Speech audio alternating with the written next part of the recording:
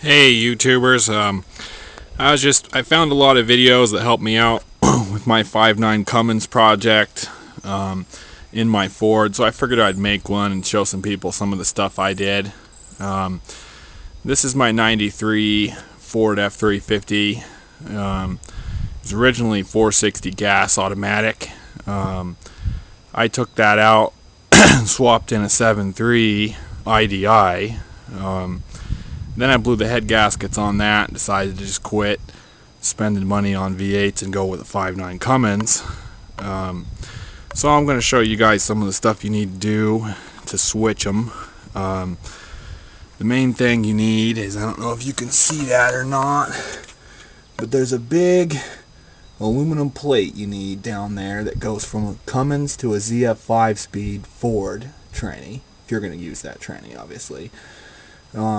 You get that, it's $700 from FordCummins.com, and then you need a custom flywheel. It's a Dodge flywheel. Then you have it drilled out to take a Ford clutch, and that way you can use your Ford throwout bearing, and I guess it lasts a lot longer, and it's cheap to have it tapped and drilled and tapped.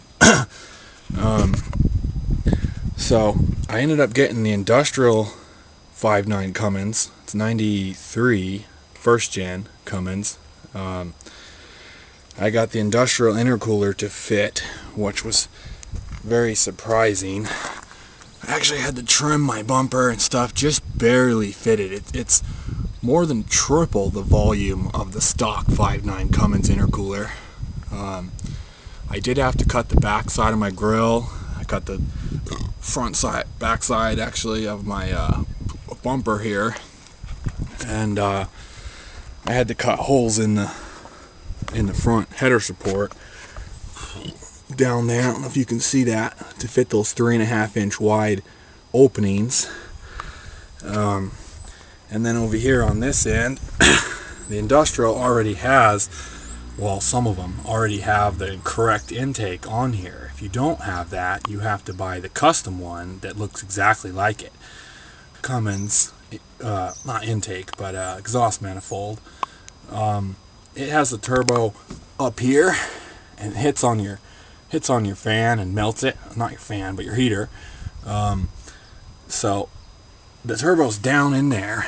So I just made myself a 3-inch ABS intake, which works out real well. And it's 3-inch inside diameter, so the outside of these is 4, exactly the same size as the turbo.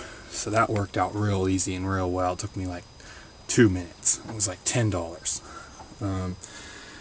The heater pipes, I just hooked in a switch right over there, screwed it on, ran it right in here, and then that one, it goes right back there to the back.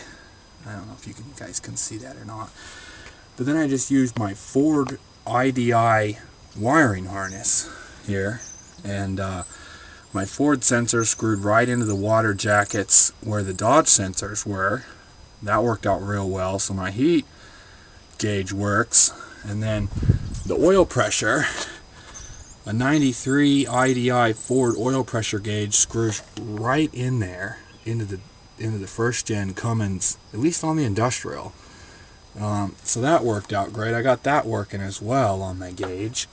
And then on the alternator, it screwed right on there too. I put the big main wire on. I don't think you guys can see that, but I put the big main wire on, and then I started testing the other wires, see which one would make the charge light go off.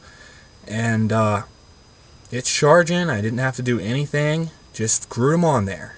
And then I can't see it from there. I went with the 6.0, a Ford 6.0 Power Stroke starter. It is definitely the way to go. At first I was going to go with the Cummins one, but I was going to have to cut my bell housing, and the Cummins starters are like $280, and this starter is super powerful, and it's only $130 at AutoZone, new. So it was big savings. It works great. It's just a 2-wire setup.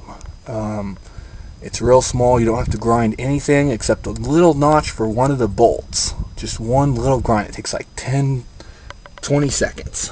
And then I got the custom motor mounts from FordCummins.com. They worked out real well. They were about $260 plus $20 for shipping.